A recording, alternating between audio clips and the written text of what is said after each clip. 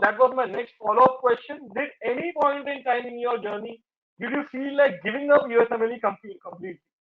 So did that an instant come in your way? How was that? I mean, did it came yes, no, and if yes, how did you got back? Any instance if you want to describe. We can start with Mayuri. Yeah, sure. I did had one time, so as I mentioned, after my basic sciences, I think I finished in 2017. And then Mm-hmm. 2018 was the time I took a break. I took my step one in 2019. So 2018 was actually my downfall where I felt like I I don't think I'll be able to make up to this exam. And I was still studying, but it's just that I wasn't ready enough to take that exam. But if not USMLE, for me it was a totally different because if not USMLE, if I don't take that exam, I will still be considered a high school graduate, just a 12 pass. Because I didn't do any Indian entrance exam, nothing else. So I will have to start all over again or just leave medicine. So that is, as I mentioned, one question I asked myself, like, if not this, what else I would be doing? When I couldn't find anything, you just see yourself that this is one way route. There was no U-turn for me, and there was no other alternative for me, no other alternative better than what I had. So I just kept going, and one thing that helped me was, yes, the peer group, as Surbi mentioned. I did have few friends who were preparing for step one and who were in the same process as mine. Like, they not everybody has that mentality where you feel like this exam is just too much. You just don't feel like giving it. And when you are in the same shoes, you can talk to each other and you can get a study partner and start going. So yeah, at that time I got a study partner, and we took the exam together actually. So that's what helped me. Interesting. How about you, Survi?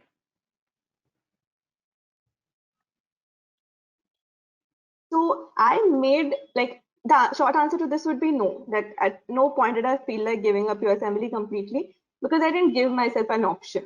Like when I decided in my third year that I'm going to do USMLE, after that I decided that I took a time to make that decision. Like I gave myself 3 months. I did my clinical rotations, and after that I decided. But once I decided, I cut off all other options. I didn't keep any other options open. I didn't give my NEET.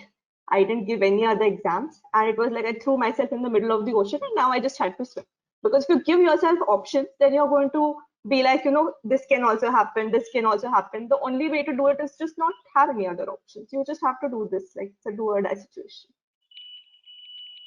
That is great. That is great. How about you, Vibhor? One thing I want to mention is that the process is itself very uncertain. True. You can be very high scorer, 260 plus, and still go unmatched. That happened with me. I went All right. unmatched last. All right. So it's very uncertain process. You have to figure out things, how to just be really good in each and every aspect of that you're putting in your CV and in the interviews. I never felt like giving up, but I always had in my back of my mind that I have good medical knowledge. If this doesn't work out, there is always options for me. So that helped me relieve the fear and the anxiety and the uncertainty that you face with USM. So that uncertainty will always make you feel like, oh shit, the exam is there, or will I go match, or will I go unmatched. I dealt with that anxiety and that fear in that sort of way, that I have options. If this doesn't work out, I will do something else. uh, Absolutely. That's a very important message. Yeah, please go ahead. Please, sorry. Another thing which I felt like was um,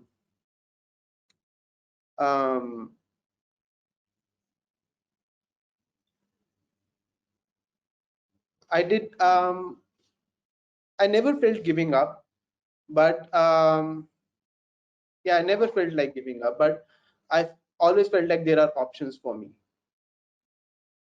So that is very important message. While everybody has a different mindset of looking at things, right? As Dr. Sulbi said that for her, what was the driving force that there is no option, there is no plan B, and you just no look back. All right.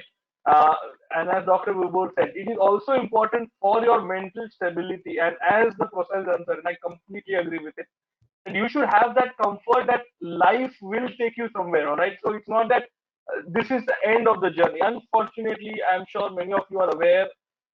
It did happen maybe last year, a couple of years ago. Some student did, commit suicide, and in this journey, and also it you do not have to take so much of pressure. All right, it's not required. This USML is not end of your life. I mean, there are lots of other options also, and things do work. I know of very bright students and did give their USML, didn't match, but they're doing extremely well as healthcare data scientists in the United States. Interesting field, all right? So there are always options available with you. So again, a very important message. And also, Dr. Mayuri mentioned, right? It's a long journey, right? So if you always have a study partner, right? Uh, it's like giving back, right? So it's like if sometimes he is low, sometimes you are low. So it's always about pushing each other, right? So that also helps. So point what I wanted to drive by asking such questions is that it is natural.